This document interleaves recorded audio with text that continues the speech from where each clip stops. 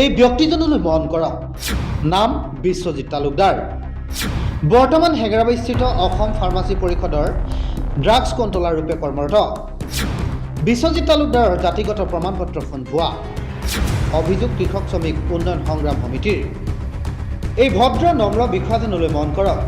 দেখাত অমায়িক যেন লগা ব্যক্তিজন বৰ্তমান হেঙেৰাবাৰীস্থিত অসম ফাৰ্মাচী পৰিষদৰ ড্ৰাগছ কণ্ট্ৰলাৰ ৰূপে কৰ্মৰত। তেওঁ স্বাক্ষৰতে বহিৰাজ্যৰ লগতে অসমত প্ৰস্তুত কৰা ঔষধৰ পৰীক্ষা কৰে। এখেতৰ তত্বাৱধানতে হয় সকলো পৰীক্ষা। অতি পৰিতাপৰ কথা যে তেওঁ জাতিগত প্ৰমাণপত্ৰখন ভুৱা। তেওঁ প্ৰকৃততে অনুসূচিত জাতিৰ লোক নহয় বুলি অভিযোগ উঠিছে। এই অভিযোগ কৃষক শ্ৰমিক উন্নয়ন সংগ্ৰাম সমিতিৰ।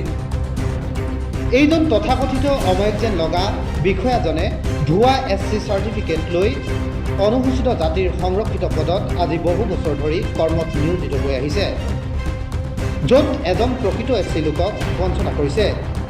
যাৰ নিজৰ জাতিগত প্ৰমাণপত্ৰখনেই যদি ভুৱা, তেন্তে তেখেতৰ নেতৃত্বত ভুৱা ঔষধ পৰীক্ষা কৰোঁতে কি ৰিজাল্ট ওলাব সেই কথা সৰ্বজন বিদিত। নিজৰ পৰিচয় লুকুৱাবলৈ আজি বহু বছৰ ধৰি লাখ লাখ টকা দি মেনেজ কৰি আহিছে বিভিন্ন দল সংগঠনৰ লগতে নেতাপালি নেতা। গতিকে মুখ্যমন্ত্ৰী হিমন্ত বিশ্ব শৰ্মা এই ভুৱা SC বিষয়াগৰাকীৰ বিৰুদ্ধে উচিত তদন্ত কৰি ড্ৰাগছ কণ্ট্ৰলাৰৰ পদৰ পৰা অপসাৰণ কৰাৰ দাবী কৃষক শ্ৰমিক উন্নয়ন সংগ্ৰাম সমিতিৰ। পৰৱৰ্তী সময়ত তেখেতৰ নামী বেনামী সম্পত্তিৰ লগতে নাৰীৰ প্ৰতি থকা দুৰ্বলতাৰ বিষয়েও সদৰি কৰাৰ কথা ঘোষণা কৰে সংগঠনটোৱে। আমাৰ তথ্যমতে তেওঁৰ যিখন জাতিগত প্ৰমাণপত্ৰ সেইখন সম্পূৰ্ণ হিচাপে ভুৱা। আৰু প্ৰশ্ন হ'ল যে যিজন বিষয়াই নিজৰ জাতিৰ প্ৰমাণপত্ৰখন যেতিয়া তেওঁ ২ নম্বৰী কৰিব বা ২ নম্বৰী কৰি তেওঁ আজি ড্ৰাগছ কণ্ট্ৰলাৰ এজন ভাল বিষয়া হৈছে, গতিকে সেই বিষয়াজনে য'ত মানে ড্ৰাগছ কণ্ট্ৰলাৰ বিষয়া হিচাপে য'ত ড্ৰাগছখিনি নিৰীক্ষণ কৰিব লাগে, সেই নিৰীক্ষণ কৰা ড্ৰাগছখিনি কিমান সঁচা অৰ্থ হ'ব লাগিব সিও এটা প্ৰশ্ন। গতিকে প্ৰশ্ন নহয় যে নিজৰ প্ৰমাণপত্ৰখন যেতিয়া তেওঁ ২ নম্বৰী, গতিকে তেওঁ ড্ৰাগছ কণ্ট্ৰলত বিষয়া হিচাপে যিখিনি ড্ৰাগছ মানে পৰীক্ষণ কৰি আছে বা তেওঁৰ পৰীক্ষণৰ মতে প্ৰতিটো স্থানত সেই মেডিচিনবিলাক যাব আৰু সেই মেডিচিনবিলাক আমি মানুহে বেমাৰ নিয়ন্ত্ৰণ কৰিবৰ কাৰণে আমি খাব লাগিব। গতিকে যিজন মানুহ নিজেই ২ নম্বৰী, গতিকে ড্ৰাগছত যে ২ নম্বৰী কৰা নাই এইটো এটা আমাৰ সন্দেহ হৈছে।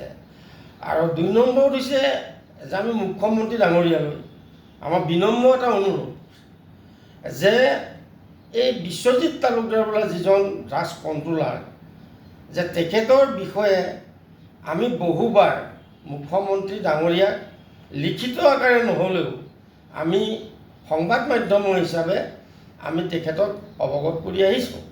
বিশ্বজিৎ তালুকদাৰৰ যে জাতিগত প্ৰমাণখন ২ নম্বৰী আৰু তেনেকুৱা এজন ব্যক্তি যে তাত আজি নিযুক্তি দি থৈছে, যে তেওঁ জৰিয়তে যিমানবিলাক ড্ৰাগছ পৰীক্ষণ হ'ব লাগে, যে পৰীক্ষণ মানে কি, যে এটা চাৰ্টিফাইড দিব লাগে যে এইটো ৰিয়েলি মেডিচিনটো কেঞ্চাৰ বেমাৰৰ হয়নে নহয়, নাই তাত ২ নম্বৰী মেডিচিন ফেক্টৰীৰ পৰা দিছে নেকি বা কোম্পানীয়ে দিছে নেকি, তেওঁৰ চাৰ্টিফাইড মতেহে সমগ্ৰ অসমত মেডিচিন ডিষ্ট্ৰিবিউশ্যন হ'ব। গতিকে সেই ক্ষেত্ৰত যে ২ নম্বৰী হোৱা নাই সেইটো আমি নুই কৰিব নোৱাৰোঁ। গতিকে তেওঁ নিজেই ২ নম্বৰী যেতিয়া বিশ্বজিৎ তালুকদাৰ, তেওঁ নিজেই যেতিয়া চাফা নহয়, গতিকে এজন চাফা নোহোৱা ২ নম্বৰী মানুহে আজি সেই আসনখনত বহি থকাৰ কাৰণে মুখ্যমন্ত্ৰী মহোদয়ক অনুৰোধ জনাইছোঁ যে অতি শীঘ্ৰে তেওঁক তাৰ পৰা আঁতৰাব লাগে মুখ্যমন্ত্ৰী, নহ'লে মুখ্যমন্ত্ৰী মহোদয়টো বদনাম হৈ গৈছে। মুখ্যমন্ত্ৰী ডাঙৰীয়াটো ডাঙৰ বদনাম এটা হৈছে, আজি হেল্থ ডিপাৰ্টমেণ্টৰ এটা তেওঁৰ কাৰণে ডাঙৰ বদনাম হৈছে। গতিকে এই বদনামখিনি আৰু তাকো ক'ত ৰাখিছে যে যি মেডিচিন খাই মানুহ আৰোগ্য হ'ব তেনেকুৱা এটা মেডিচিন চাৰ্টিফাইড অৰ্থাৎ পৰীক্ষণ এজন বিষয়াই কৰি থৈছে। গতিকে এই বিষয়াজনৰ ওপৰত অতি শীঘ্ৰে মানে মুখ্যমন্ত্ৰী ডাঙৰীয়াই একশ্যন ল'ব লাগে। আৰু ২ নম্বৰত হৈছে যে বিশ্বজিৎ তালুকদাৰৰ বহু বেয়া তথ্য আমাৰ হাতত আছে, বহু বেয়া তথ্য আছে। তেওঁ আমি জনামতে কিমান দূৰ সত্য সেইখিনি তেওঁ জানিব, তেওঁ নিজে বিচাৰ কৰিব। আমি জনামতে তেওঁ ক'ৰবাত মানে তিৰিৰ প্ৰতিও ক'ৰবাত দুৰ্বলতা আছে বুলি আমি তথ্য বা মানুহৰ মুখে কাণে আমি শুনিবলৈ পাইছোঁ।